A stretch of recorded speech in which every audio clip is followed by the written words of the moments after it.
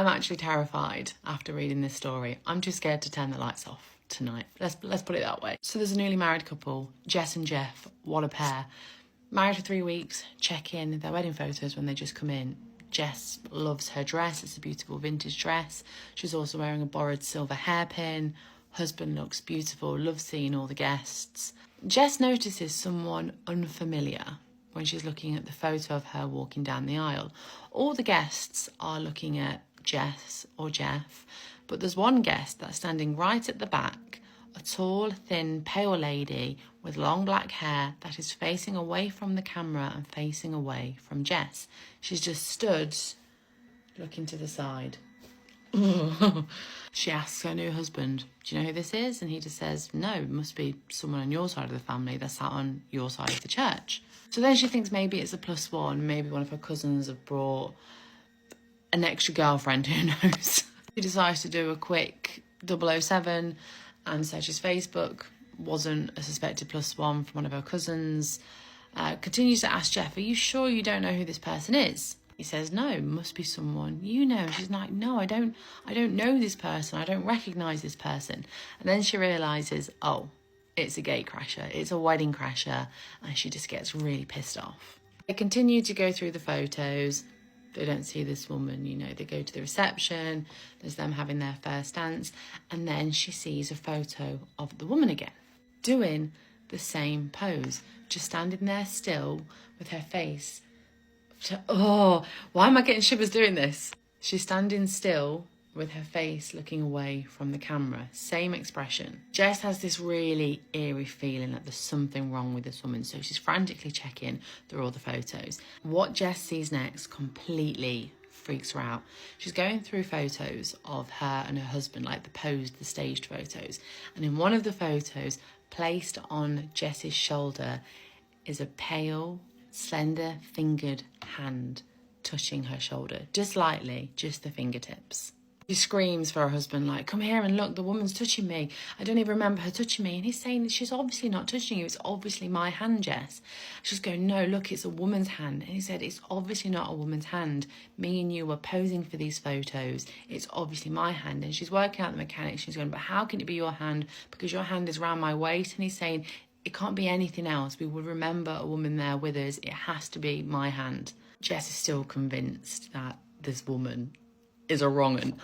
So she goes back to the first photo where she can see her the most clearest, when they're in the church, and she looks at who else was sat on the pew aisle with her. It was one of her cousins. So she called up her cousin and just says, hey, who are you sat next to the wedding? And she says, oh, you sat me on a table next to Uncle Bob. She goes, no, who are you sat with in the church? She's like, no one. We purposely sat at the back so our kids wouldn't disturb the wedding, which, good choice. Jess explains that there was somebody else sat on the aisle. It was a woman with long, dark hair, tall and thin, very pale. And her cousin's saying, I'm telling you now, Jess, there was no one sat on our pew because I remember I had to quickly escape when one of the kids started crying. And there was no one there. Jess is flipping out and she's saying to her husband, we need to find out who this woman is. And he's just saying, look, it's fine, you know, it's obviously a wedding crasher. They haven't done anything to hurt us. They're just in a few photos. Just ignore it. However, Jess can't ignore it and she can't calm down. So she thinks, right, I'm just going to go take a shower, calm down, then get into bed, have a relaxing evening. While she's in the shower, she just keeps on thinking about this woman. She keeps on picturing this face and thinking, who is this woman? She keeps on trying to put faces to names, thinking about family members. Who could she be? While Jess is in the shower, she notices something like tickling at her feet, and she looks down and she notices long strands of black hair are circling round the shower drain. She doesn't understand what's going on. She's blonde. Where is this hair coming from? And then she has this feeling that the woman is there with her, just washing her hair or something, I don't know. Jess senses someone behind the shower curtain. She calls out to her husband, hoping it's him, but she doesn't get a reply. And then slowly, I can't finish the sentence, she sees the figure behind the shower curtain extend its arm, long and thin, until she eventually sees its hand come through the shower curtain. It quickly grabs Jess's hand and pulls her that far out of the shower that she falls as she cracks her head on the ceramic. When she comes to, she's just having 8 words repeating in her head. Something old, something new, something borrowed, and something blue. Something borrowed, and that's when she recalls when she's seen black hair before. A silver hairpin that her husband's mum insisted that she wore for their wedding. Family heirloom. She was so excited to wear it, and that's when she remembered that when she lifted the silver hairpin out of the box, it had long black strands of hair in it. Ugh. Don't know about you, but I'd be putting that hairpin on eBay. I need to tell you guys this ghost story. Kid saw a man in our house. I saw him too, and now my dog won't sleep. I'm 18, and I've lived in my parents' house with my siblings for over 15 years. My parents bought the land and built the house themselves. From the outside, it looks completely normal. A big house with a large yard where we keep our pets. But my entire life, there has always been this feeling of being watched. It's hard to explain. Nothing looks wrong, yet there's this heavy, uncomfortable presence, especially in corners and hallways. You'll know how I feel about corners. We're not doing it. Hallways, if they're dark and if they're long, no. One area in particular has always felt wrong. A long, what did I just say? A long alley-like hallway behind the house. Even during the day, none of us felt brave enough to go near it. Whenever the kids came over to play and tried to go there, they would run back crying, saying, "There's a man in there." Oh. We only live with our family, and the entire property is surrounded by walls. There is no way a stranger could be standing there. Except that there is.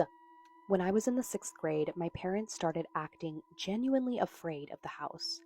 One day, they sat me and my siblings down and gave me a list of rules. What? Never whistle inside the house. Okay, so I don't know if this has anything to do with what you're experiencing, but the only whistling rule that I know of that comes from my culture has to do with witches and owls. You're never supposed to whistle at an owl because it could be a witch. So that freaked me out. But I also know that there is, especially in the Appalachian Mountains, there's a rule that you're never supposed to whistle in the woods. So those are the only 2 things of whistling that I know of. So if there's any more, let me know. All mirrors must be turned to face the wall and never look into mirrors at night. Oh. If you hear knocking at night, you didn't hear anything. Do you live in the Appalachian Mountains? Genuinely, what's going on? Because these are only rules that I've heard for people who live there. Never vacuum the house at night. That one's new. Most importantly, close everything at night, no open windows, and never peek outside after the dark. You're in the Appalachian Mountains. At the time, these rules felt normal. My parents grew up near wooded areas and believed in a lot of old traditions, so we didn't question it. Over the years, small things happened that made us believe something lived in the house with us. I hate that, but not necessarily something evil. For example, I once bought a fancy, expensive pink pen. I only bought one. One day, I went to my desk and found 2 identical pen lids. Oh, so there's also a glitch in the Matrix. Okay, so we're also experiencing Matrix glitches. Okay, no, got it. I knew for a fact that I only had one pen. When I told my parents, they admitted the same thing had happened to my father and my older sister before. My mom also said some of her belongings would disappear and reappear randomly. The alley where kids claimed to see a man leads to a room that's partially falling apart. I never thought much of it since I grew up here. For context, I suffer from night terrors and sleep paralysis, so I usually sleep with my sisters. Recently, I wanted to be more independent, so I decided to sleep alone in that room. That room. That's the one you chose to sleep in. You thought, hey, this is really creepy. This is where I want to start my independent journey, and what are we doing? That's when everything escalated. The night terrors increased dramatically, sometimes twice a week, which is very unusual for me. But one night stands out because I know it wasn't a night terror or sleep paralysis. I don't like where this is headed. People who experience those episodes usually don't remember details. I remember everything. I woke up around 4 a.m. and I saw a man. Let me just compose, okay? I woke up around 4 a.m. and I saw a man standing in my room, staring directly at me. He looked like he was in his 50s. I remember the lines on his forehead, his beard, and how he looked almost homeless. I was so terrified that I couldn't scream, only silent sobbing because there was a man in my room watching me. Then he turned and left. Anytime I think of creepy old people, what is that movie where the old lady, they're in a diner and the old lady like asks for like a really rare steak? What is that movie? Oh my god, it's gonna bother me. She like crawls up the wall. That is the picture in my head anytime an old person is mentioned in creepy stories. That is what I picture. And I can real easily turn her into a man and have the man crawling up the walls. It it doesn't take much. The room went completely still. It felt like a weight lifted off my chest, like something physically left my body. I cried uncontrollably and couldn't fall back asleep. When I told my parents, they immediately told me to never sleep in that room again. They suggested it might have been a hallucination. Since we have cameras running around the property and there's no possible way someone could have entered the house, but I know what I saw. Something else has made this even harder to ignore. I got a dog not long ago. I'm a huge animal lover, and he lives outside in the yard with his own little doghouse. Ever since we got him, he's been restless at night.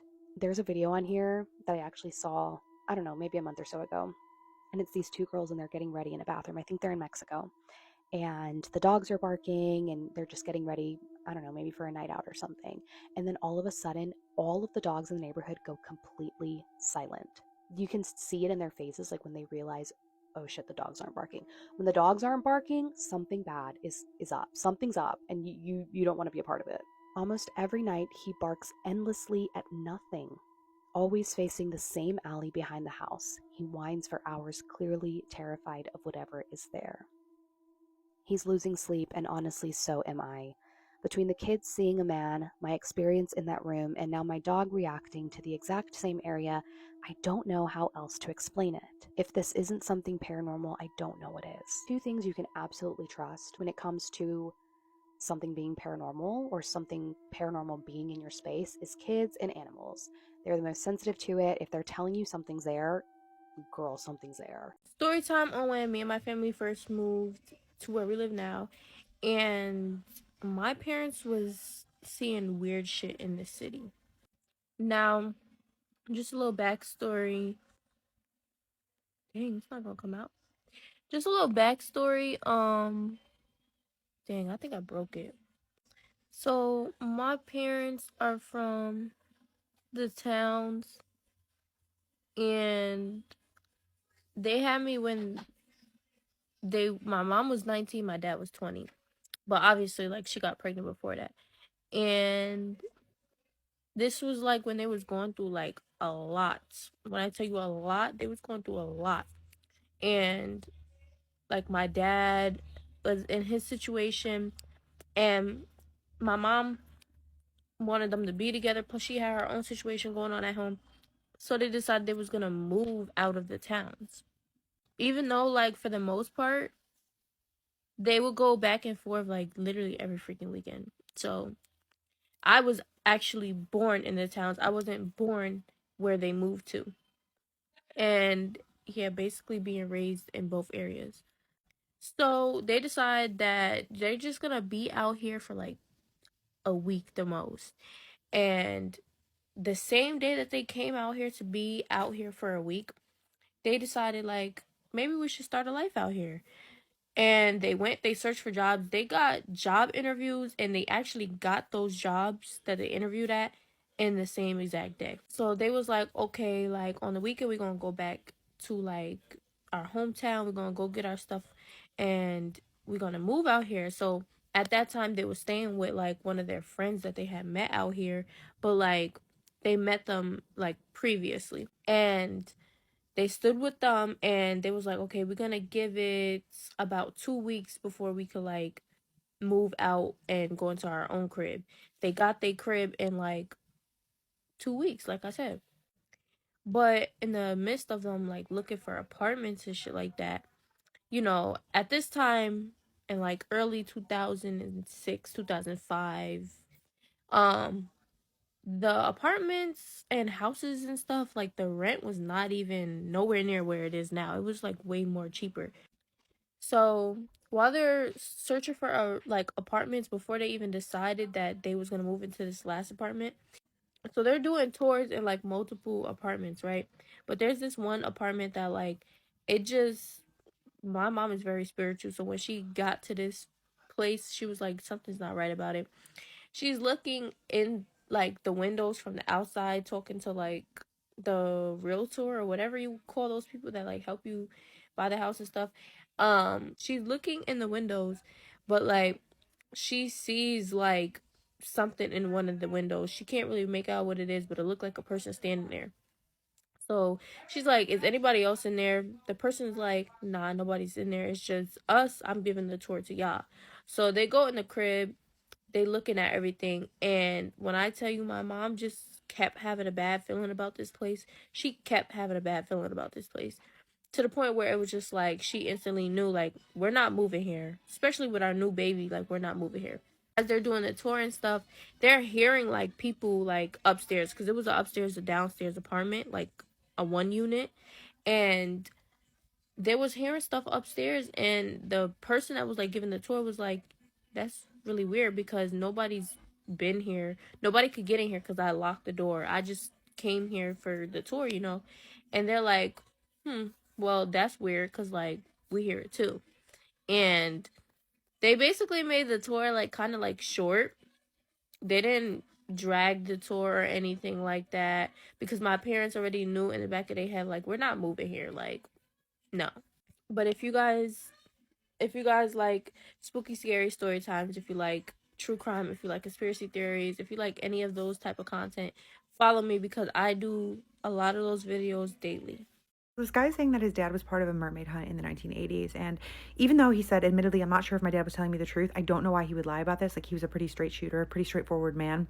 And if you're new here, Spooky Scary Story Time is a series where I share listeners' allegedly true stories about the creepiest or most unbelievable things that's ever happened to someone that they've never shared.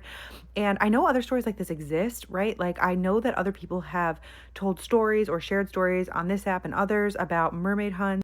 Maybe there's some truth to this, maybe not. I don't know. You make the decision. I'm just here to tell the stories. So this guy's name is Kevin. Kevin said that he was born in the 1980s. Before he was born, his dad was in the Navy, and his dad worked as an underwater welder, which apparently is a very dangerous job.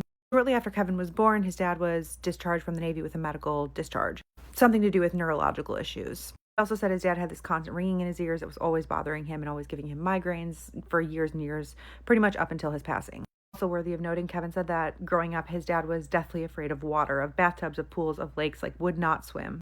Apparently, after he was discharged from the Navy, he still had old contacts with like friends that he had made in the Navy. And so he was working these like contract jobs. Boats were usually involved. They paid well. And he remembers his parents arguing about it. Like, his mom did not like that he took these jobs, but his dad just was always like, okay, well, I have to get it done. Kevin was 16. He was apparently thinking a lot about what he was going to do in the future. Like, he was like, do I go to college? Should I join the service? And part of him wanted to join the service, join the Navy, like his dad. Grandpa had also been in the Navy, so it was like a family thing. There had been a lot of talk around the house about what he was going to do after high school. And his dad was insistent that he did not go into the service, but his mom was like, oh, if he wants to, he should. And his dad would slam his hand down and be like, he's not going into the service. One night in the summer, they're sitting outside. It's Kevin and his dad on the back porch, and Kevin was listening to music. He said he doesn't remember exactly what he was listening to, but it was something with like layered harmonies. His dad was sitting there drinking something, and he just put his drink down and he said, can you please turn that off? He said he didn't sound mad. He was just like tired. Kevin turned it off. They're just sitting there in silence, and then his dad is like, I should have told you this a long time ago, but I want to warn you about something in case one day I'm not around to tell you before you have to make the decision about what you're going to do with your future. And Kevin said that was just how he started this story.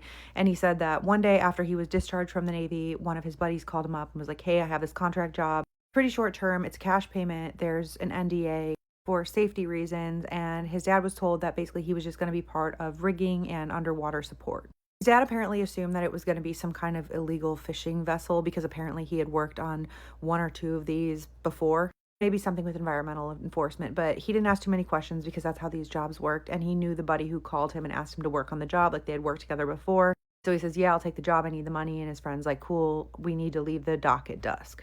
His dad tells him that basically that alone should have made him uneasy. And he knew that certain fishing vessels went out at dusk. It was the boat that should have unsettled him because the boat didn't look like normal fishing vessels. Nets were apparently very fine and threaded with metal filaments. The winches were military grade. Hold on to look up what that meant, but it's basically the mechanical device that like pulls up anchors or pulls up tension lines. The floodlights on the boat were designed to shine straight into the water instead of across the surface like on normal boats. Kevin's dad gets there. He notices very quickly that the crew is very stern, like nobody's cracking jokes, nobody's talking to each other, and he didn't recognize anybody except for his buddy. He notices as they're getting onto the boat that one guy makes the sign of the cross. Another thing he thought was strange was one guy was like eating a can of tuna, and he asks another guy if he wants some, and that guy says, I don't need anything from the sea. Before they take off, somebody hands out headphones, and they're like medical grade, like noise canceling, super tight against the skull, and Kevin's dad asks why, and somebody just says protocol. Once they were far enough out, the sonar picked up some shapes that were moving coordinated, like around the boat. He said they knew they weren't whales or sharks in the way that they were moving and like the patterns that they were swimming. Kevin's dad was just like waiting for instruction, but he noticed that the crew was calling them contacts, not animals. He heard people rushing around talking about vocal events and containment failures. He said that that's when his dad realized that this was not a fishing operation. The nets were deployed vertically, which meant they were trying to catch something swimming upward. He said they baited the water with something organic that came in these big glass jars. It wasn't fish. He thought maybe mammals of some kind, like land mammals, but he said he really didn't want to know. And that's when somebody taps him and tells him to put his headphones on, and they say basically don't take them off no matter what you think you hear. Kevin's dad goes to put on his headphones, but as he's like placing them over his ears, he can hear like a woman talking, and he's looking around the boat like, is there a woman on here? And he said it was like different women's voices. Like it sounded like one woman was begging for her son. One sounded like his own son calling for his dad. So he like looks, he's like, is there a kid on this boat? And the voices got clear, and he realized they weren't coming from the boat. They were coming from somewhere out in the water. And then he heard his own name. Then he tells Kevin that basically as soon as he snaps the headphones on his ears, he could still hear some sounds, but it was like at least muffled. Something hit the net, and it was hard enough to rock the boat, and a couple of the guys on the boat dropped to their knees and started vomiting. One of the other crew members started taking his headphones off, and two of the other guys jumped on top of him and started restraining him. And he tells Kevin that they hauled something onto the boat, and when he first saw it, his brain like just totally rejected it because it looked like a human. It's like a woman soaking wet, but the proportions were weird. Mouth open wider than a human's could. There were too many teeth, and the eyes were glossed over like fish eyes. Said he was just dumbfounded staring at it, and he noticed like light wasn't reflecting on the eyes, it was reflecting off them, like it wasn't focused on anything. It was like an animal's eyes. His buddy, the one that got him the job, walks over to him and motions for him to take off the headphones. He basically tells him that they're not as powerful when they're out of water. Kevin's dad is just like, what is that? And he said, look, this isn't what it looks like. This isn't hunting for sport. This is thinning them. Like, this is population control. Kevin's dad is like, well, what is it? And his friend's like, you know what it is. And Kevin's dad is just like, these aren't real. These don't exist. And he says, yeah, well, everybody knows that if you tell people that they exist, they're going to go looking for them. That's when Kevin's dad said that this thing looked at him and asked about Kevin. And he said, is he at home? Is he sleeping? Asked him if Kevin still wakes up crying at night. And that's when his friend, said he did it with something that looked like a cattle prodder that he told him later ruptured its insides with vibration. Once it was done, they headed back to shore and everybody was silent, but Kevin's dad could not get his mind around what he just saw. So he's asking his friend, he's like, well, why just one? And he said, that's all we can handle. That's all we can do in one night. And Kevin's dad was like, but why? And his friend basically tells him that they disrupt underwater cables, they interfere with submarine sonar. A lot of sailors had gone missing near certain vocal hotspots, but that the reports kept getting buried. Also tells him that it's dangerous because they know how to imitate people. Apparently he was paid handsomely and he went home, but he never returned back out to sea. And that was apparently the point that he started hating bathtubs, hating water. Apparently he never listened to music again. He developed chronic tinnitus, the ringing in your ears. He would wake up thrashing from nightmares, fighting something invisible. And that was the end of the story. And so Kevin's like, well, what was it? His dad apparently just told him, son, I already told you what it was. He said, I need you to listen to me and not go near the water. Kevin said his dad passed in 2018, and he's thought about this story a lot. He wishes he had asked more questions, and part of him isn't sure if his dad just told him this story so he wouldn't go into the Navy. He says his gut is telling him the truth, because if he didn't want me to go in the Navy, he would have just told me he didn't want me to go into the Navy. He was not the type to make up tall tales. He said he has found audio clips online of what sound like distorted voices in the water, which some people say are whale calls, but other people swear that you can hear voices and singing underneath them. His name was changed, but he'll be seeing the comments. Let him know if you have thoughts. I love stories like this. I love the weird ones. So if you have a story like this, please feel free to send it in. We would love to hear it. Eddie Merrick is saying he had a strange creature sighting in his yard. Not only that, but the day after seeing this creature, he developed a strange eye condition called residual snow syndrome, which later caused his eyes to change colors. If it couldn't get any weirder, that property was later part of a forced government sale. Now under the ownership of the U.S. government. This property is west of Dayton, Ohio, along Route 4, and he said his family bought it when he was 7 years old. It was about 7 acres. Pretty much as soon as they moved in, he had a hard time sleeping, so he would often sneak out his window and go roam the property at night. By the way, if you're new here, this is Spooky Scary Storytime, the series where I share listeners' allegedly true stories about the creepiest or most unbelievable things that's ever happened to them. So anyway, Eric's out there one night. He said it was probably like a little bit past bedtime. Everybody was asleep. He was sitting out there staring at the sky just alone, just kind of taking in nature, and he'd never seen anything strange out there before. But out of the corner of his eye, he sees a light, and it's coming through the treetop. So he looks over, and he sees a bird flying backwards. Being 7 years old, he had absolutely no explanation for the light, maybe a car in the distance, but there were no other houses around, and he had absolutely no explanation for this bird flying backwards. Squinted his eyes to look and saw trees coming into focus and fading out in the distance as if they were appearing and then disappearing. It spooked him, so he ran back to the house and didn't see anything strange for a few weeks after, until another night when he was out there walking around and he heard one of the dogs going crazy in the kennels. So he walked over to investigate. He knew it was the family's red-nosed pit bull because he recognized her bark, and as he approached the cage, he saw the silhouette of something climbing the fence out of the kennel and run on all fours to a nearby tree. He couldn't make out the details of this creature. He was still too far away, but whatever it was shocked him because it moved so fast. When it reached the tree, it stood up on 2 legs, and he said it looked at him and smiled. He said it had a wide mouth, and I could make out the whites of its teeth. He said standing on 2 legs, he could make out that it looked like it was built like a little boy. It stood just over a foot tall. It had a human-shaped head and human ears, but it seemed to be covered in like a dull gray fur. He said it had human-shaped hands but long talons on its fingertips, and as he stood there in shock trying to make out whatever this was, the dog was going crazy. He said the dog barking broke this thing's focus on him, and it looked at the dog and started speaking in this weird human-like voice, but it was not speaking human language. He said I couldn't make out what it was saying, but it was just these strange little noises, almost like it was cussing the dog out. It then climbed up a tree like a squirrel would using its claws. When it reached near the top of the tree, Eric could see it again, and it stood on a branch on 2 legs. He turned to look at him again. He said the tree didn't have a lot of brush on it at this time of year, so he could make out that its feet were also hands with talons. He said, as it stared at me, it slowly vanished from bottom to top until all that remained looking at me was the dull red of its eyes. He did note that it had black pupils, but eventually the eyes disappeared as well. He said as it disappeared, he saw the color around it, like in the atmosphere, change, almost as if it was manipulating the airspace around it. He didn't have the words, of course, at the time to describe the atmosphere or anything like that, but he says in retrospect, that's what he thinks it was doing. He said after it left, the dog went back to her normal happy self. She stopped barking. She was wagging his tail at him. So he decided he was going to enter her kennel and make sure she was okay. He noticed a bunch of puncture wounds on her head, but also that her water bowl was empty. They always did a good job of making sure the dogs were fed and watered, so he assumed that this thing must have crawled in the cage to get her water. The next day he woke up and his eyes had changed to blue. His condition was later diagnosed as residual snow syndrome. More commonly known as visual snow syndrome, but it's a neurological issue in which a person sees tiny white flickering dots across their line of sight.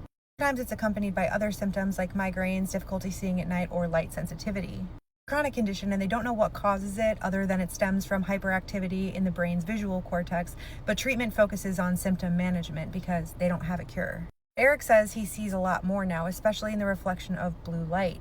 The family moved and the property was sold to a strange private company. Years later, he was in the area and was curious about what happened to the property, so he drove by and saw that the house had knocked down and there was some kind of mining operation set up. He didn't know exactly what they were mining, but he could see a dull blue light emitting from inside the quarry. He also said while he was in the area, he felt this strange energetic pull that gave him a headache, so he left. He then found out that the mining operation was shut down and the property is now owned by the U.S. government. He did say that RSS, his condition, isn't necessarily a disability as much as it is an enhancement. As he said, he can see more now. He goes, I don't know if this is spooky enough for your channel. Of course it is. So let him know what you think. He'll be seeing the comments. And if you have a story you think nobody else would believe, please send it in. We would love to hear it. We listen, we don't get scared, and we don't judge. Let me tell you guys a story time of when I was fed love potion that was meant for a person's husband, but I ate it by mistake. So this person, I'm gonna call them a cousin, but they were not really family. You know, those type of people that are friends with your aunts or whatever, and they eventually become family. This was the person, so I'm just gonna call her cousin or whatever. So I used to visit them during the holidays sometimes, because the husband has a girl child that is around the same age as me. Also another thing, the husband was also a cheater. He was cheating with this girl, and apparently the wife, my cousin, and this girl were friends like back in the days, and I don't know what happened. So this one time, it's dinner time, the husband did not come back home because obviously he was spending time with the other lady, and it was a known thing. Shame, he didn't even hide it at this point. So he spent time with the other lady. He didn't eat at night. Baby girl decides to put his food in a skaftin, in a lunchbox, right? Puts the food in the lunchbox. Stop, no problem. On some, he'll take it to work tomorrow. Cool. The following day, the husband did not go to work. So my cousin left for work early, and the husband wasn't going to work, and I don't think he told my cousin. So it was just the two of us, me and his daughter. So he tells us that in the morning he asked us like, what do we want to eat, whatever, and his daughter is like, no, she wants to eat cereal, and I'm like, I don't want cereal, I want food from yesterday. Husband was a really great father. Even though he was not a great husband, he was a really great father, not gonna lie. He checks in the pot and he's like, there's no food. Opens the fridge and it's like, oh, I didn't eat my food from yesterday here. Started eating the food. It's nice, the wife knew how to cook. My cousin knew how to cook. Hello, she knows how to cook. So I'm eating the food. The daughter's eating is eating the cereal. After we eat cereal, he tells us to chill for a bit, and then he's gonna tell us to go bath because we're going out. Okay, I get fast forward time. The time for us to bath comes, we bath, and then he tells us we're going out. How? We're going out? We're thinking he's gonna take his car out of the garage. No, baby. This side chick of his, comes with her own car, and there's another girl who's around the same age as us in the car. Guess whose child that is? The husband's. Because I could tell that, no, man, this girl looks like this man. Do you get what I'm trying to say? Luckily, when they were in the car, they started discussing the entire issue. So, I don't know how it got there, but then at some point, I think somebody asked, like, why don't you and so-and-so speak? So-and-so is my cousin, this man's wife, Sharp. I had beef with this lady before I found this information out, because I was just like, you are a disgusting ass lady, like just picking up his kids, including me, picking up his kids to go take us to eat. Mind you, I'm gonna tell you guys the story like I was there. So, side chick and my cousin, the wife, were friends at one point. And then side chick got pregnant by this man, the husband. Side chick got pregnant by the husband, and my cousin, obviously the wife, was still friends with her, and she got pregnant by this guy, and I think it was like a one night stand type vibe, I don't know. Then they tried to get into a relationship, side chick and the husband, and it failed. A couple of months down the line, not even a couple of months, I think a year later, my cousin, the wife, is getting married all of a sudden, and she doesn't tell side chick. At this point, they're still friends. And she found out on the day of the wedding that her ex/baby daddy is getting married to her friend. And they had this relationship going on ever since. And I'm just like, whoa. Mind you, another thing that you guys need to note is that now, the whole crazy part about the story is that my cousin, as said, the wife, it was not necessarily wrong, because she and this man were dating like 2 weeks before side chick got pregnant. Do you guys understand? So basically, side chick got pregnant, and then before she was able to tell him that that's my boyfriend, side chick had already gotten pregnant by this guy, and it was a one night stand. Remember I said it was a one night stand? And then they tried to pursue a relationship. Mind you, my cousin, hashtag the wife, is quiet this entire time that, hey Kelly, you just got pregnant by my man. This thing of hiding boyfriends, guys, these are the results.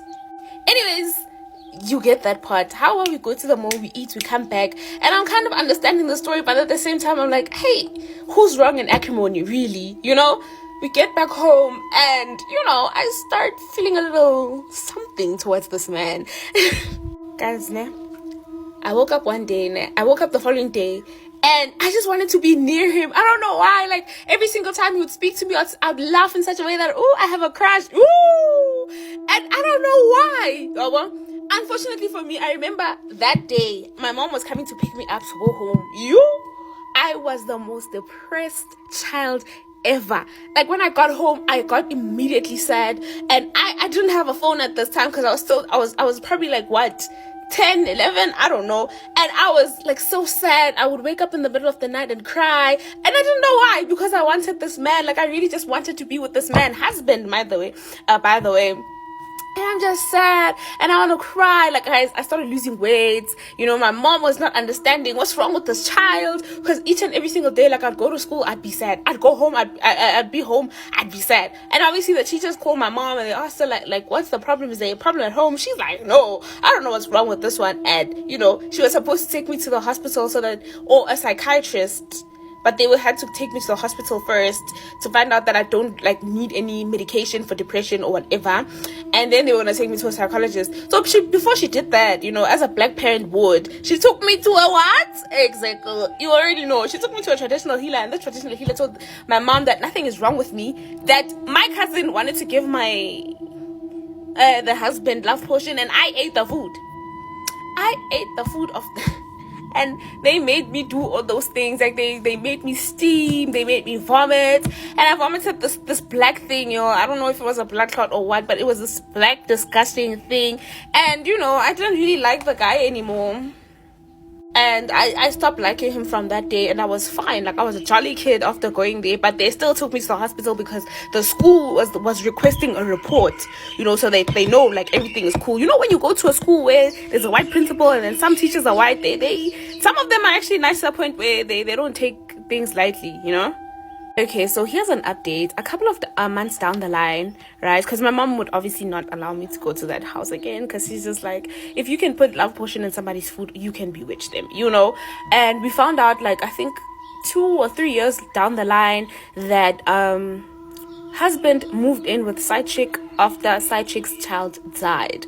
Apparently, allegedly, they say that they are blaming this death on wife, my cousin, now, because they went to a traditional healer, and the traditional healer told them that baby girl did this because she wanted to make you feel the pain that you're making her feel being busy with the husband. And it's like, how you make one person feel the pain and not the other, But anyways, she wanted to make you guys feel pain, and she thinks that the child was joining y'all, so she decided to the joining fee, which was the child. And unfortunately, she took the life of that child, which is kind of, it doesn't make sense, but yeah. Let's read another true and scary story. This one is called The First Thing That Happened to Me on My Grandmother's Farm. I was about 11 when this happened. My older cousin Daniel, about 13, and I were playing hide and seek outside my grandmother's yard. She owned a large farm in Tennessee, just over 1,000 acres, and I grew up there my entire life, and so did Daniel, so it was nothing for us to wander off and play in areas that probably weren't very safe for the average kid, but we knew the property like the back of our hand. It just so happened that the day before this happened, a lot of trees were cut down to make room for a new mobile home by the roadside that she intended to rent out for extra income. Daniel and I naturally gravitated towards this new, unfamiliar landscape to play because it was something new to explore.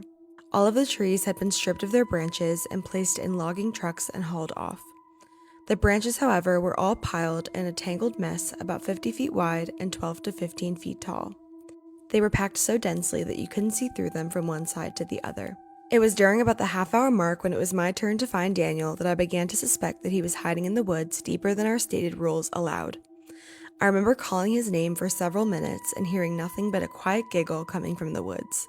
I was in the newly cut clearing, looking into the woods and getting more upset by the minute. Finally, I announced as loudly as I could that if he wasn't going to play fairly, then I was going in to get a glass of tea and watch TV with Grandma. I started back up the hill and towards the house. It was at the moment I was walking past the brush pile, basically centered beside it, that I heard an unfamiliar voice. "You gave up quickly." I stopped. I called out, "Daniel?" It didn't sound like Daniel, but the voice responded. "Yes, I am Daniel. I am inside of the limbs." I looked at the brush pile and didn't see anyone. Again, I heard the odd voice call out, "If you do not see me, then you have not found me, and I will have won the game." I stepped closer and yelled out to the voice, "Why are you talking so funny?" The voice replied, "I am inside all of the limbs. Look inside and you will see me, Daniel." Something felt really strange about the way this guy was talking, but 11-year-old me just rationalized it, thinking maybe his voice sounds different behind the shrubbery and he sounds like he's talking funny because his voice sounds different. I stepped up to the edge of the brush pile and pulled the branches apart to look inside, and there was Daniel. His head was turned toward the top of the hill, but his body was facing me. I yelled out, "I caught you!" His head shifted towards me, and he had the single most disgusting smile I've ever seen to this very day. Imagine if someone has the absolute worst of intentions and they're trying to hide behind a fake innocent smile to gain your trust, but they can't help their glee with the thought they may have fooled you. That's the best way I can describe the smile. I was so shocked by this wicked facial expression on my cousin's face that I froze in place. The hairs on my neck and arms all raised, and I could suddenly feel my blood running through my body, like the temperature had dropped inside my veins. I stammered through my words. "How did you get in there?" He responded, "I fell into the inside of the limbs, cousin. I need you to give me help or I will continue to be trapped." I didn't notice this time how oddly he phrased his sentences, and it only occurred to me after that his lips were not moving when he spoke. He never changed his face from the twisted, unnerving smile. I didn't immediately notice any of these things because I was too distracted by the large stick that was plunged deeply into the side of his neck. I noticed in that moment that he had a slow, steady, trickling stream of blood flowing from the half-dollar size stick in his neck and down across his right shoulder and down his chest. That was enough to jolt my feet awake, and before my brain realized I was trying to run, I was already halfway up the hill to my grandmother's house. When I burst through the door to my grandmother's living room, Daniel was curled up in a ball on the couch and crying hysterically. My grandmother was sitting beside him, trying her best to get him to explain what was wrong, but all he would say is that there was a little boy in the woods who tagged him when he was hiding, and he thought it wasn't really me. He wouldn't say anything else. I was crying and shaken up by this point and told my grandmother what I had seen. She made us both some lunch and then called my uncle to come pick Daniel up. I stayed at my grandmother's house that night, and I bet she asked me what happened 100 times. She asked so many questions, it was if she were committing it to memory. I remember being so relieved that she believed me, but at the same time, I just wanted her to tell me that it was all in my imagination and help me forget about it. The next day, my grandmother set the brush pile on fire, and I watched for hours from the safety of the living room window as it slowly deteriorated into a pile of ash and ember. My cousin never did tell me what really happened to him that day. He refuses to talk about it. I will say this, though, he wouldn't talk to me for a year and a half after that day. We were so close when we were little, but that event, whatever the hell it was, it drove a wedge between us that changed our relationship forever. That genuinely gave me full body chills. Full body chills. Every time I hear a story and it's like someone saw a physical entity instead of just hearing things, it always hits extra hard because I can't imagine what I would do if I were in that situation. As always, if you have any stories you'd like me to read, please send them my way. And if you're interested in more paranormal or spooky stories, be sure to follow me because that is all I post on my account. And I will see you in the next one.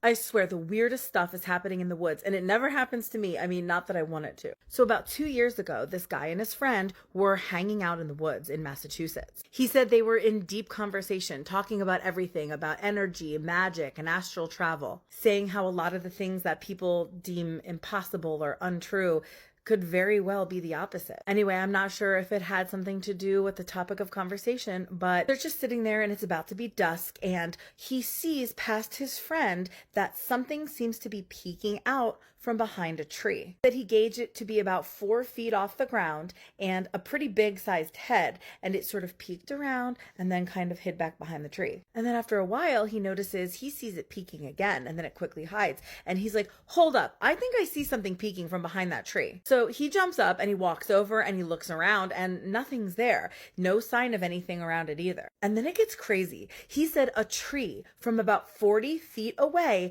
lit up with this golden yellow light. The whole tree just sort of glowing golden as though it were illuminated from underneath. You could see every branch, every limb, every twig. It was just so distinctly golden yellow. So then they start approaching this tree, and as they're walking up to it, they notice to the side in an open field, an orb of light lift up off of the ground and into the sky. He said it was this bluish light, almost like an electric spark or like a welding falling arc. They watched it as it rose to the height of the tree. He also said that it wasn't very big, maybe a few inches across. It was hard to tell from the distance, but it flew up a little bit further past the trees, and then it kind of arced its flight path and then zoomed down deep into the forest. He said his friend was astounded and almost had a fear in his voice, asking him what the heck that was. And he said, but he was just beaming with happiness and excitement. He said it was literally magical. That was such a cool one. I have no idea what it could have been, but let me know what you guys think. And if you're new here, definitely follow for more creepy story time. Hey guys, it's your girl Jayla back with another scary spooky story time. And this story time is actually from a video that I seen on YouTube. If I remember the creator that shared it versus username, I'm gonna put that down below. So there's this guy, his name is Pete, he's from Nigeria, and at this time he was young, he was still living with his parents. So Pete says that at this time when he was young, his mom and his dad both had like really good paying jobs, but because of the job that his dad had, they had to move to an area that he wasn't familiar with. And when they moved into this big old house, he didn't really have a good feeling when he first moved into this house. When he first moved into this house, he had like this really dark, like scary feeling that something wasn't right about the house. So now it's the first night of him and his family moving into this house, and you know, everybody goes in their room, and he went in his own room and was on his way to sleep. But on his way to sleep, you know, it's pitch dark in the room, and he swears that he sees something at the foot of his bed. He's thinking to himself like, it's really dark in here. This is the first time like I'm in this house at nighttime. I already had a spooky feeling about it. I'm probably just scaring myself. On top of that, like, he was young, so he was thinking he was just imagining things. Fast forward to like a whole different day, right? Few weeks go by. He's home from school by himself. His parents were at work, obviously. And while they were at work, he had some homework that he had to do, but he was just like, my parents don't get home till about like 7-8 o'clock, so I'ma just take a shower and chill and then do my homework. While he's in the shower, taking a shower, he feels somebody like kind of like washing his back along with him washing his own body. So he gets scared. He finishes up his shower pretty quick and he gets out of the shower. And this part is the part why I say you got to be careful with mirrors. You can tell when a mirror is bad and when a mirror is good. He goes to the mirror to look at himself after he takes a shower, and when he looks at himself in the mirror, he realizes that like he's looking through multiple point of views of a mirror. Like, he's looking at his back instead of his front, and he could tell like, okay, like there's multiple mirrors like I'm looking into, if that makes sense. After he is like looking at himself in the mirror, he's just like, okay, like I'm definitely tripping out. There's no way that like this is happening right now. So he gets out of the bathroom, he goes, gets dressed, goes back in his room, and he's laying chilling on TikTok. Now he's scrolling on TikTok, but he decides that he wants to look at himself again to see if like he's gonna like tweak out and like see something else. And when he presses the plus button to like look at yourself on TikTok, he sees something like standing like right behind him. And when he turns around and looks at it, the shit makes a noise. Actually, it didn't even make a noise. It said something. And he said when he was looking at it, he was shook. Like, he didn't know what the fuck it was because it didn't look human. It didn't look like an animal. It didn't look like it was from this world. And it said peek in like a scary ass way. But I'm not gonna do it because I don't want to scare myself by saying it my damn self. So he immediately like runs out of his room and was like, okay, I'm not staying in this room anymore. And I did find out that he actually had a little brother, so he went in his little brother's room until like everybody came home. Now the next day, he tells his parents what's going on, and they're just like, oh, you know, like, we're in a new house, of course you're gonna be thinking that you're seeing and hearing things. They're basically just playing it off like you didn't see or hear what you thought you seen or heard.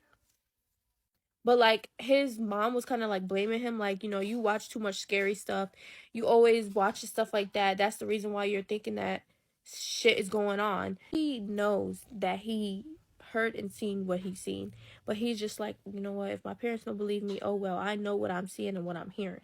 Now, after this, of him trying to explain it to his mom and his dad, this is when things start getting like worse and more horrific. Now, I'm pretty sure a lot of people know, a lot of haunted houses get attached to the people that live in the haunted house. So after this situation, that's when he starts seeing this thing everywhere he goes. He sees it in school, he sees it at the store, he sees it at church. And if you know one thing, then you know that certain entities still be in church listening. They just will have their head down the whole entire time. Just keep that in mind. He's like scared to the point where his family is like really like concerned about him. Like, bro, are you okay? Like, what is going on with you?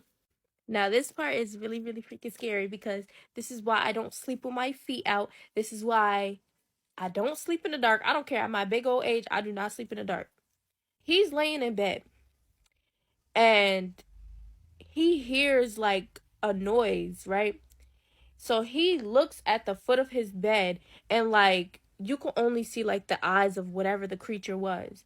It was just staring at him and he's in the fucking dark, but like he can still see it. So like he's just frozen, standing there looking at whatever the fuck that shit is. So now the shit is saying peek again while peeking at him in the scary voice that I'm not gonna do.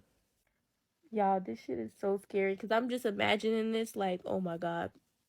So he did mention that every single time he would see the entity and it would say peek, it would happen somewhere else, but more scarier than the last time. Also mentioned that like most nights he didn't really get like a good sleep because he always would feel the covers being pulled off of him and like his feet being touched.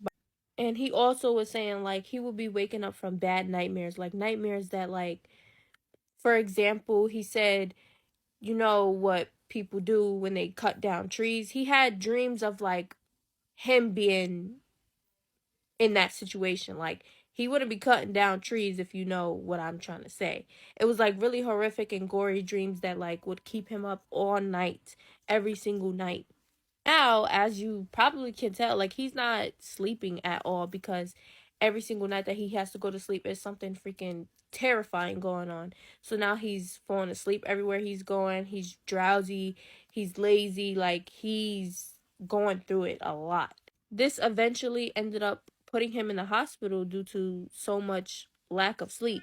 Oh yeah, and he also mentioned that he would wake up with marks on his bodies. Like it was just so crazy because it was like, where was it coming from if he was like supposed to be asleep? So now the mom is starting to get really, really freaking concerned for her son to the point where she contacts a pastor. And when the pastor comes and does what he does to the house, they eventually find out some information about the house. Now, what they found out about the house was that the person or people that lived in the home before they moved into it worshipped somebody that was not God. And they would do rituals. They would do a whole bunch of crazy stuff worshiping this entity. And the crazy part about it is his room, the only room in the house, was the room that they were doing the offerings in for whatever it is they were worshiping. I can't finish everything in this video right now. If you want a part 2, comment down below. If you like conspiracy theories, if you like story times, like personal story times, if you like scary stories that I might like share that I see or that somebody shares with me and wants me to share with you guys, follow me because I post content like that daily. I had a full-on conversation with someone who wasn't there. This is Karen's story, and she said that she grew up in the U.S. until she was 16, and then she moved back to her parents' country. But in her parents' country, dating is very proper, and so when she met her husband at 17, they dated for 3 years. He was already established as a medical professional, and they wanted to move in together, but because dating is so proper and they took relationships so seriously, they had to get married first. Otherwise, it would just be a huge scandal. So she wanted to bring some money to the table as well. She ended up getting a job at an attorney's office, and she took the bus every single day to work. But because she was an avid reader and it was sort of a long bus ride, she would bring a book. She said she typically avoided trying to talk to people on the bus. Like, she just wanted to read her book, keep her head down. And so this one day she's riding the bus, and she notices out of the corner of her eye, this old lady sits down in the seat next to her. The old woman greets her as she sits down, and Karen just kind of smiled and nodded her head, said hello, kept reading her book, and this woman kept trying to talk to her. And Karen wasn't trying to be rude, but she really didn't want to have a conversation with her. But finally, this lady just grabs her arm, and she said when she touched her, it felt like touching a live wire, like it shocked her. So she looks up at the woman. The woman says, I have something very important to tell you. And Karen's like, okay. And she's like, you have been married to the same man in 3 different lifetimes. And every single lifetime, this man makes a mistake and you don't forgive him. And that's why you keep coming back to meet again in a new lifetime. Karen's kind of like taken aback because she's like, what kind of conversation is this? She's never seen this woman before. This woman doesn't know that she's recently married. This woman is insistent that this is just factual information. She's like, you just got married, yes? And Karen's like, yes. And she says, okay, well, it's really important that you heed this warning because this is the last chance that you're going to get with him. Karen thinks of her husband and she's like, this doesn't even sound right, because her husband was very attentive, very thoughtful. They were getting along great. They loved each other a lot. But this woman says, promise me you'll remember this conversation. And Karen says, okay, I will. This woman smiles and says, good. At the next stop, she got off. Karen's stop was the next stop, and so as she got up to exit the bus, she puts her book in her bag. She's walking past the man sitting in front of her, and he kind of looks at her as she passes and sneers, and he says, get off the drugs. You need to stop talking to yourself in public. So she said she didn't really know what to think, but just kind of forgot about the whole situation. 25 years pass, okay? By the time they're in their mid-40s, they've got 2 kids, a house, they're still married, but they're kind of drifting apart. She said without getting into the details, they separated for a period of about 2 years, in which time she visited a divorce attorney. But the night after she visits this divorce attorney, she has a strange dream of the woman on the bus who she hadn't thought about in nearly 25 years. In the dream, she's 20 years old again. She's sitting on that bus she used to take to work when this woman gets on the bus, sits next to her and says, do you remember what I told you? Karen wakes up from the dream and she's like, that was so strange. And all these memories come flooding back. And she has sort of a change of heart. So she goes to her husband and she says, look, I think we should give this a chance. And like I said, they had been separated for nearly 2 years at this point, but apparently the husband also had a change of heart. They both realized what they would lose and decided to work on their marriage together. She said, after talking to him more and working through some issues that we had, we realized that we still loved each other, but we had to learn how to be friends again. She said they worked things out, they are still married, but she thinks of this old woman often, and had it not been for her or this conversation with this stranger who may or may not have existed on the bus, she probably would have divorced him a 3rd time. If you're new here, Spooky Scary Storytime is a series where I share listeners' allegedly true stories. She was curious about everybody's thoughts about the concept of soulmates and reincarnation and loves throughout different lifetimes. Let me know your thoughts, she'll be saying in the comments. Experience a deja vu. Well, Matt says that he has, and this deja vu actually did happen. Usually do errands for his mother. On Mondays he would go to the grocery store, on Tuesdays he would wash her clothes, and on Wednesday he would put them away. Now he says in this particular day when he went to the grocery store, something odd happened. Monday he was running errands for his mom. He was going to the grocery store, and while he was crossing the street there was this man on the corner staring at him, and for some odd reason Matt felt like he knew the guy. He pushes it off and keeps walking down the street, and he realizes the man is also walking towards him as he's crossing the street towards the grocery store. And behold, the man runs into Matt and says, the bus. Watch out for the bus. Remember? Says, okay, all right, thank you, I guess. Walks into the store, thinking he needs at the grocery store, and heads home. This is where things get weird. Really weird. That months later, he had completely forgotten about the guy, about the encounter, about everything, and the weird feeling of actually knowing him. He just thought it as maybe it was the deja vu, and he didn't think much of it.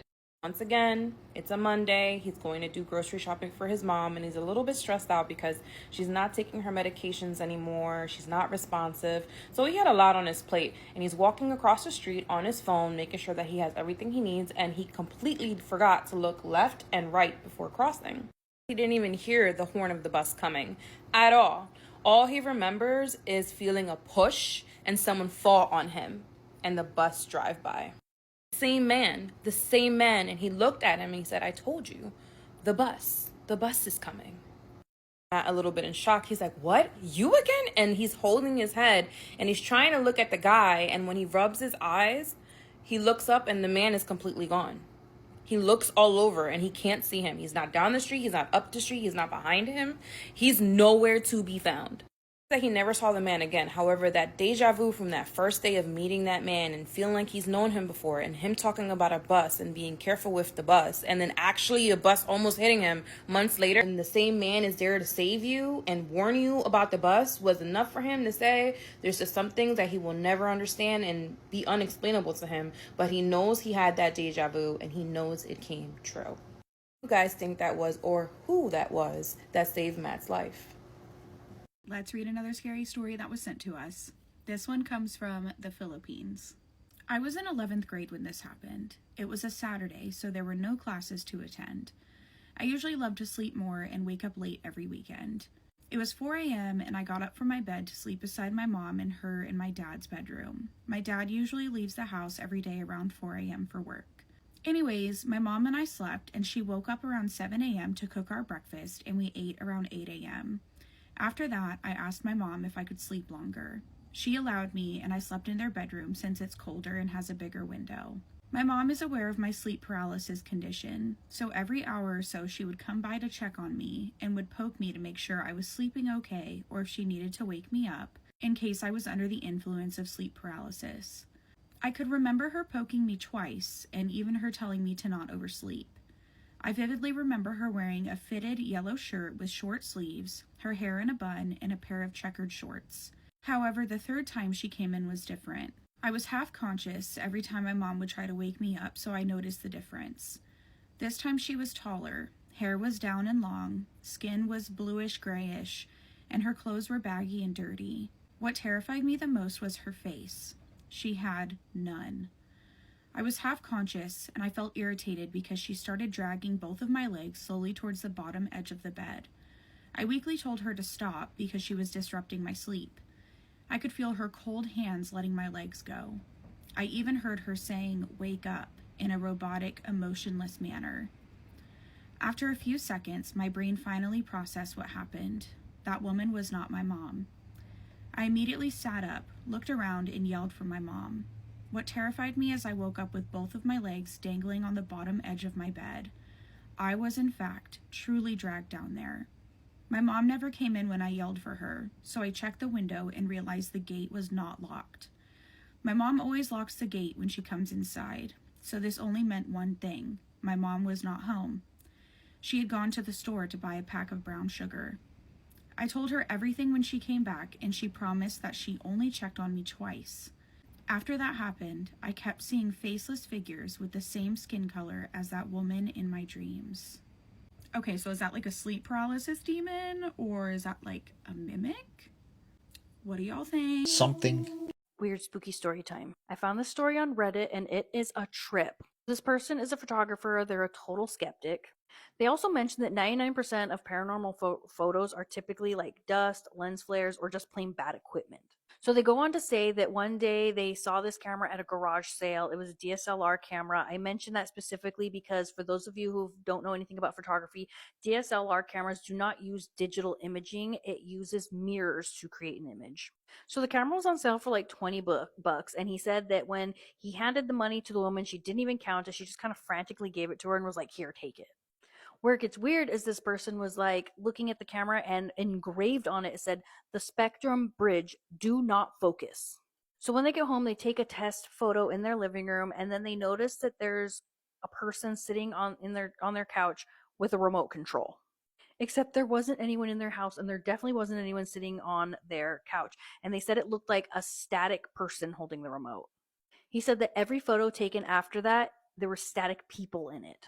He said in his kitchen, on top of the fridge, but every shot, the static person would be closer. So then they decided they were going to start photographing outside with this camera. And they said that the camera revealed hundreds of these things outside. They said they were on cars, next to joggers, under streetlights. And they said that they don't think that they were ghosts. They were just something that we don't typically see. Then OP said that they made a huge mistake and decided to take a selfie with this camera. He said that in the photo, there were 3 of these static people, and they were pressed up against his back. He said one of them was reaching towards his eyes, and then he suddenly got really cold, like physically cold. He said it freaked him out so bad, he tried to destroy the camera, but when he broke the purple lens, that it like bled.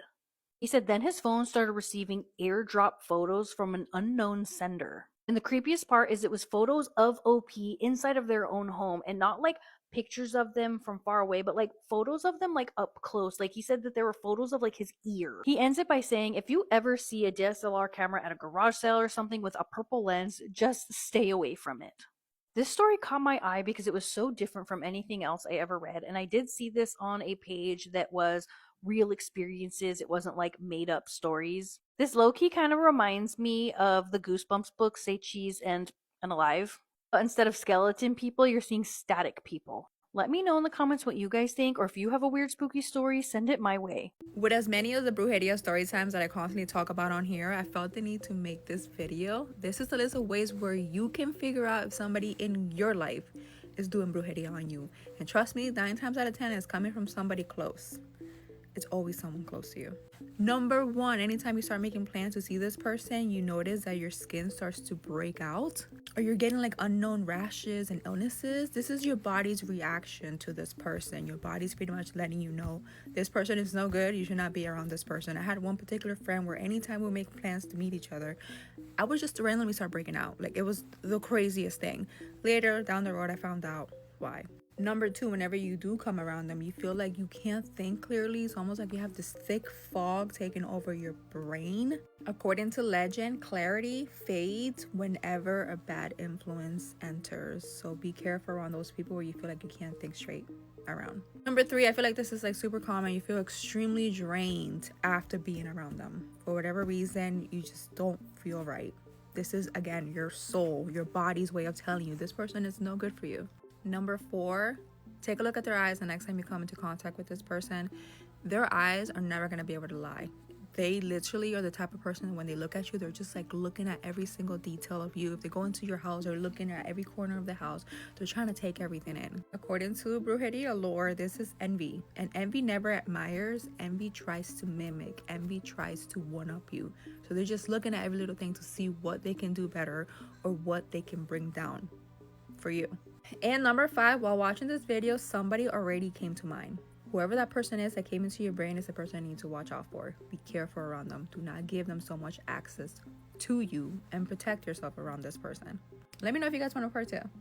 She put her feces, urine, period blood, battery water, all sorts in her madam's food just to try and unalive her. This is a reason why you see people struggling and no one would want to help them. And you can't blame them. Story time. So this girl, her and her sister, big sister, they both lost their parents in a car accident. So their own relatives, I'm talking about blood relatives, all refused to take them in. But someone came to adopt her bigger sister, and no one would adopt this little girl. Even her own blood uncle refused to take this little girl in. Apparently, she's very, very stubborn and she doesn't listen.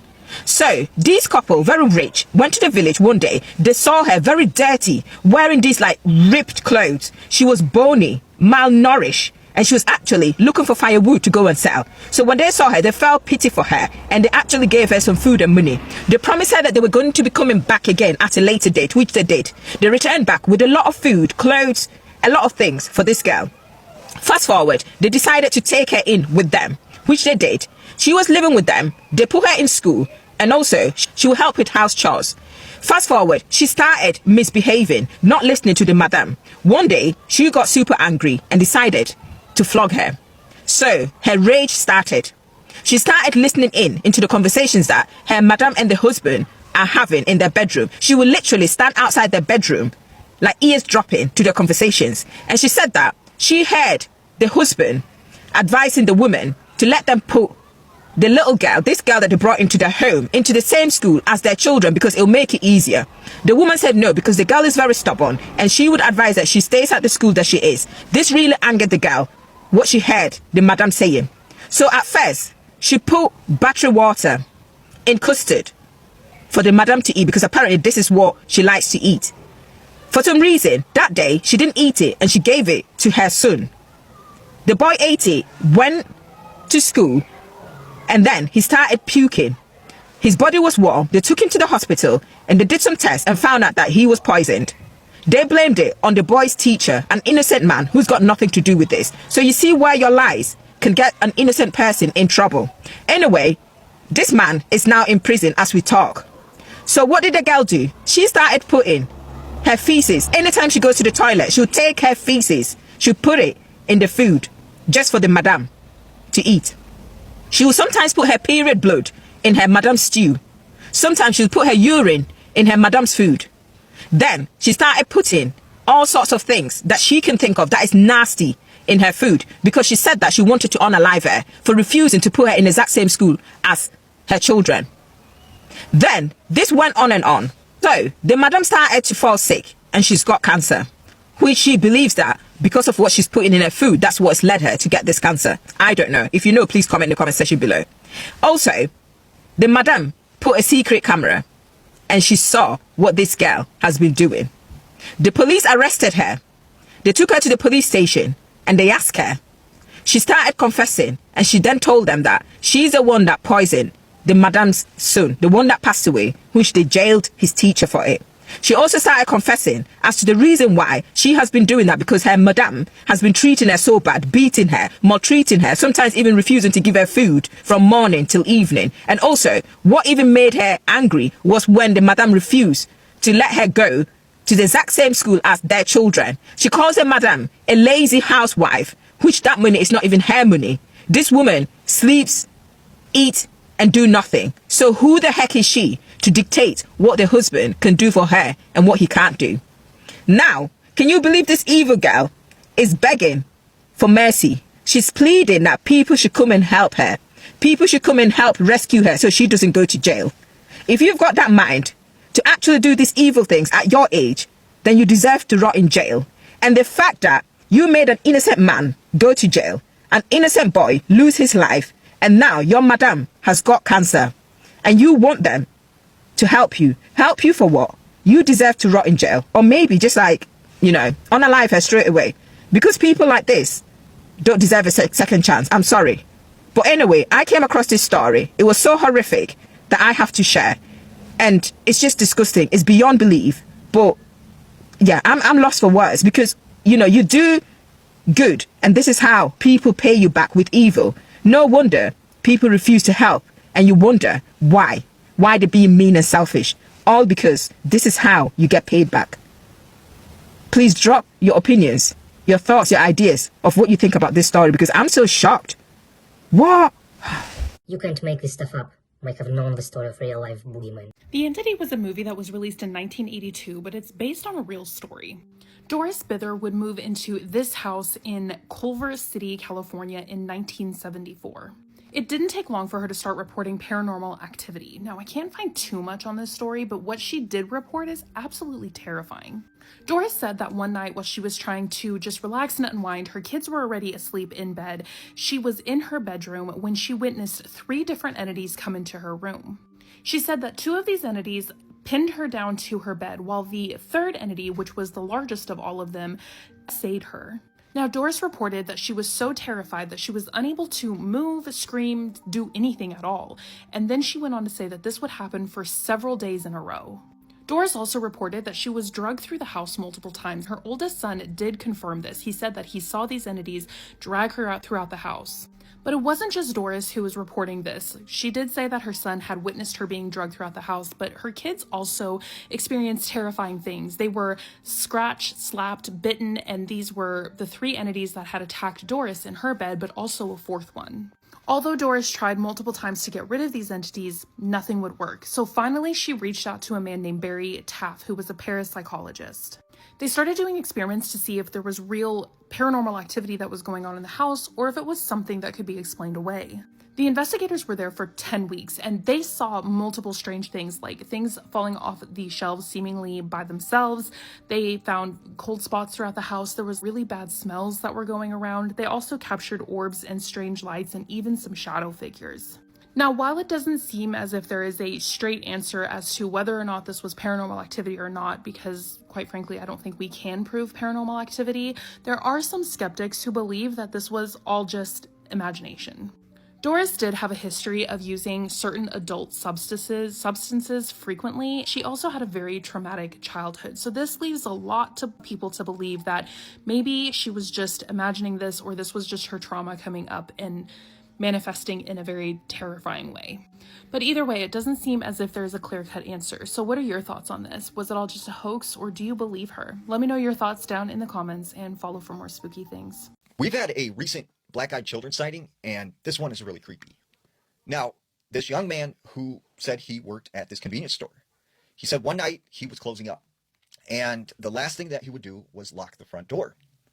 So he said he made his way to the front door, he turned the latch, and he checked it to make sure it was closed. Well, the next thing he knows, he said he looked up, and there were 3 teenagers, all dressed in black, standing at the front door. So he was told by his boss, like, never open the door after closing. And so he starts saying, like, go away, we're closed for the night, you have to leave. And they responded, please let us in, we need to use your phone. But it was almost mechanical. And he said, look, we're closed, like, you have to go, you can't be here, I can't let you use the phone. And he said then they started to get aggressive, and they started really banging on this door, and they started trying to open it.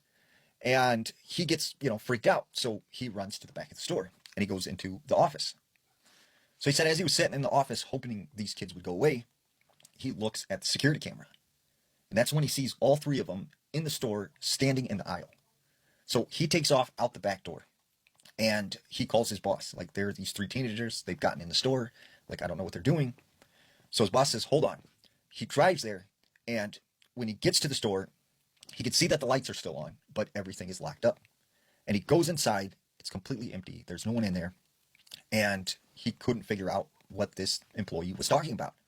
So he goes to the security cameras, and as he replays them, he doesn't see these three kids that he was talking about. All he sees is this employee scared talking to someone who isn't there at the front door. This is an actual nightmare. So it starts when this woman walks into the bedroom of her apartment and she feels liquid dripping on her head. She looks up and sees that her smoke detector is leaking. It's in her hair, it's all over her clothes, and at first she just thinks the batteries inside the smoke detector may have exploded and now are leaking out battery acid, but it started to smell awful. After putting a pot underneath the smoke detector, it began filling the pot with this liquid in a span of 15 minutes. Because of the awful smell, she thought it may be leaking sewer water from the apartment upstairs. So she goes upstairs and knocks on their door and asks if everything is all right. And the man that answers the door tells her that everyone in the apartment is fine. So she goes to the apartment managers and tells them that she thinks sewer water is coming from her ceiling. After this, she starts walking back to her unit. But when she gets to the bottom of the stairs, she notices the man who answered the apartment door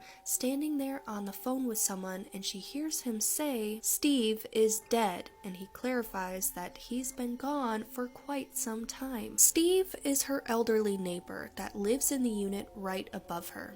And that's when it dawns on her. The liquid coming out of the ceiling is the bodily fluid of her neighbor Steve leaking through the floor.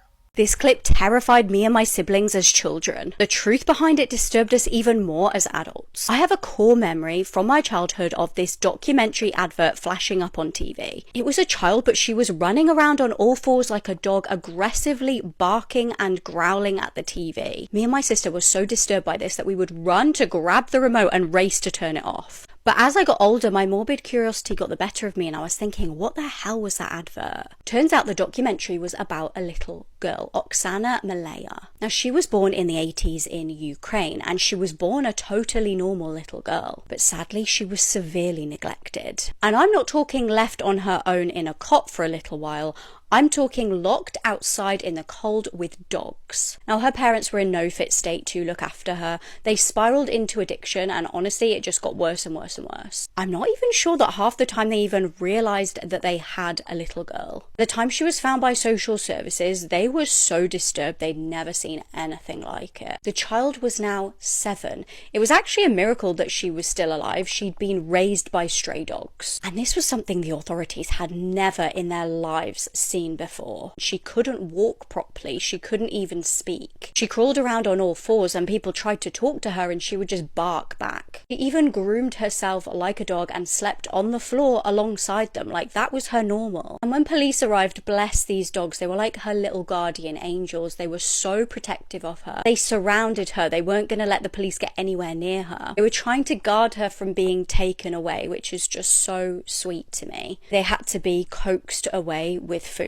for the authorities to get anywhere near the little girl. Police obviously removed her from her parents' custody, if you want to call it that, but sadly so much damage was done. It would take a miracle to rehabilitate her. Years and years of neglect from the adults did take its toll, but honestly, where the adults failed, the dogs actually really stepped up. She had to go through extensive therapy. The staff worked day and night to try and figure out a plan of how to get her back to kind of functioning in normal society. And she actually ended up doing quite well given the impossible circumstances. She learned to speak fluently, but she was always just going to find learning new skills really challenging. She's now, I believe, in her 40s, and as far as I can tell, she had a job working on a farm. But sadly, she said that she still occasionally feels lonely and kind of reverts back to being very canine-like. I guess it's kind of a comfort for her. She said when she feels low, she crawls on all fours and has to spend time with dogs. This is Andrea Yates. She was the youngest of 5 children. She did very well in high school. She was the valedictorian,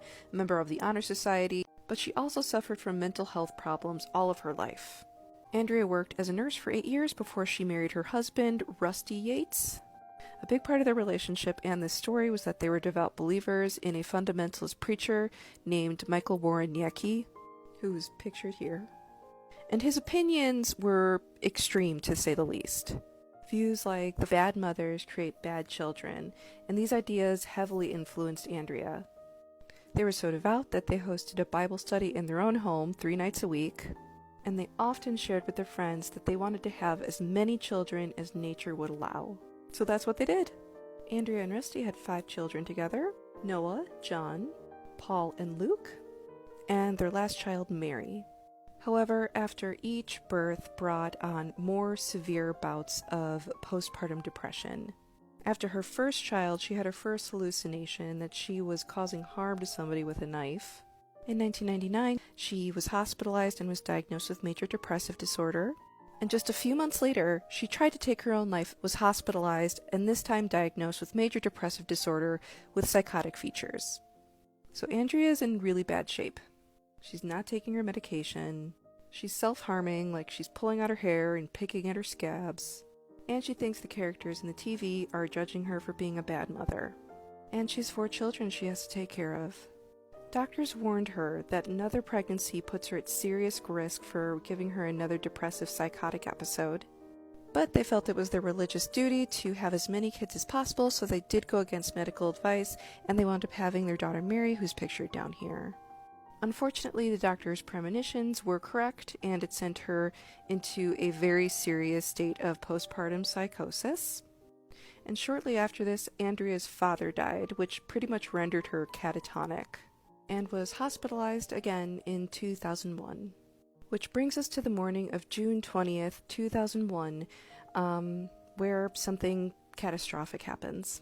This is probably the worst babysitter of all time. This teenage girl was a babysitter, and while she was babysitting, she killed 6 people, including 5 babies. Christine here was born Christine Slaughter. Yeah, her last name was literally Slaughter. She was born in Florida. This entire case takes place in Florida. When Christine's mother gave birth to her, she was only 16 years old, and her father was 65 years old. And even crazier, Christine was their second daughter, meaning that this man in his 60s first got this girl pregnant when she was like 13, 14 years old. It's just foul. Christine's father was very violent. Her mother was very neglectful. Her mother would just get up and leave for months at a time, and sometimes she would even come back pregnant. It just overall was not a good home life. And then when Christine was 4 years old, her and her older sister were put up for adoption, and they were adopted by the Falling family, making Christine Falling. And this was arguably an even worse situation.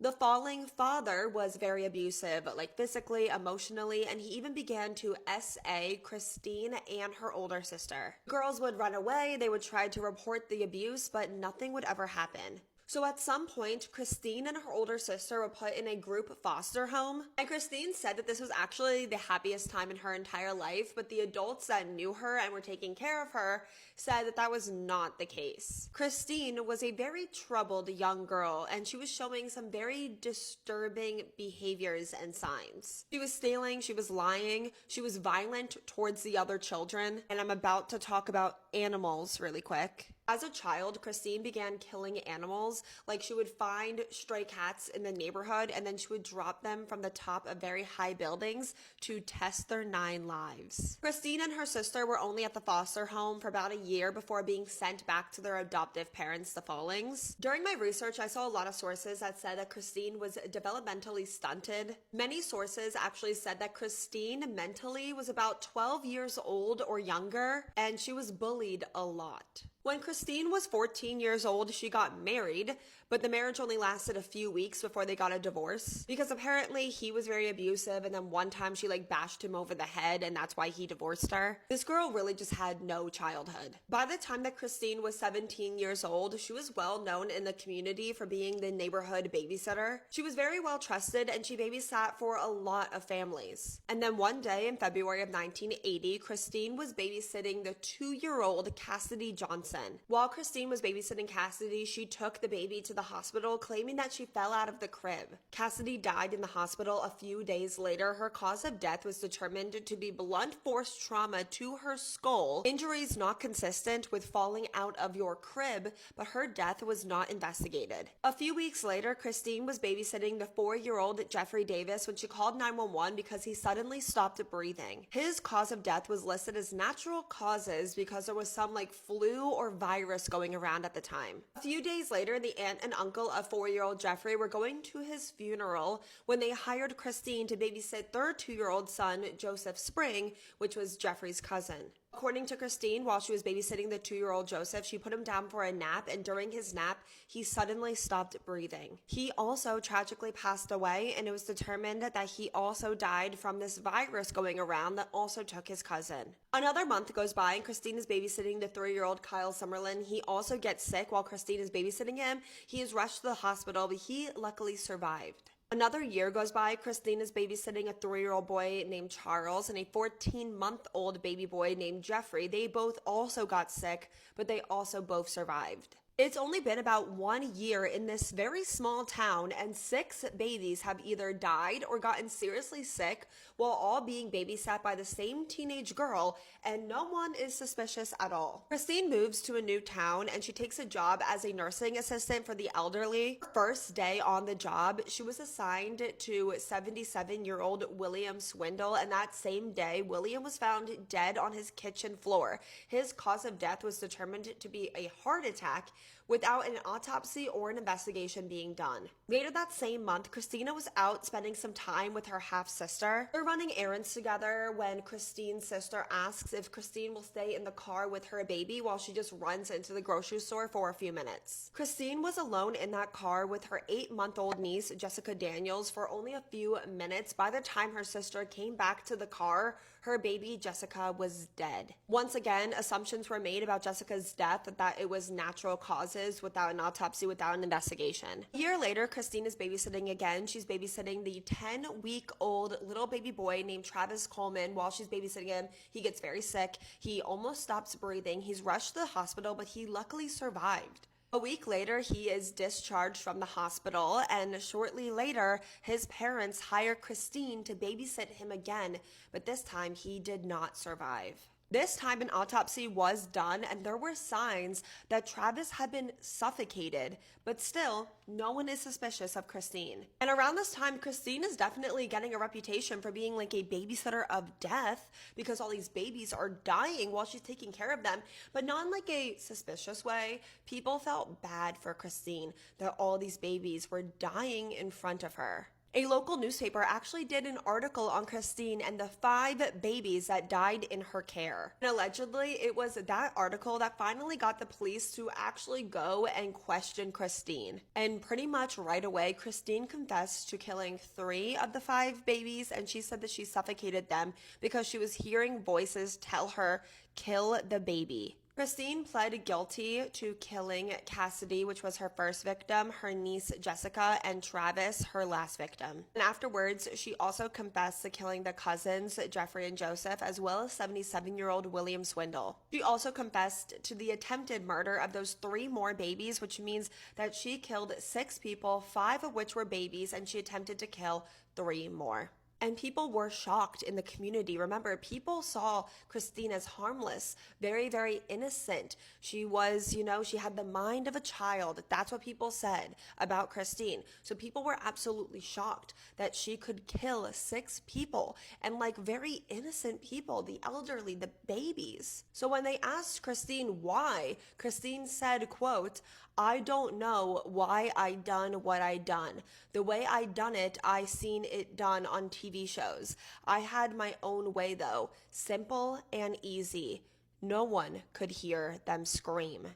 Terrifying. Later, Christine said that she killed for no reason other than she just wanted to. She was angry and she wanted to take her anger out on these babies and the elderly because they were weaker than her. Christine Fallon was given 3 life sentences. She's still in prison to this day. She was up for parole twice and she was denied both times in 2017 and in 2024. This case is just so sad and so tragic on so many levels. Christine herself was a victim. She was a victim over and over again. Her entire childhood, she was abused and victimized. But then Christine became the abuser. Christine became the killer. I am so interested to hear your thoughts on this case. Let me know all your thoughts and opinions in the comment section. I feel like I don't even know where the comment section is going to go on this one. While you're in the comments, please remember to always be respectful because 6 innocent people lost their lives in this case. That's not funny. That's not a joke. So as always, please be respectful in the comment section. And while you're there, please let me know what case you want to see me cover next. Thank you to everyone that suggested that we cover today's case. And I will see you guys all next time in my next video. Please be a good person to your fellow person.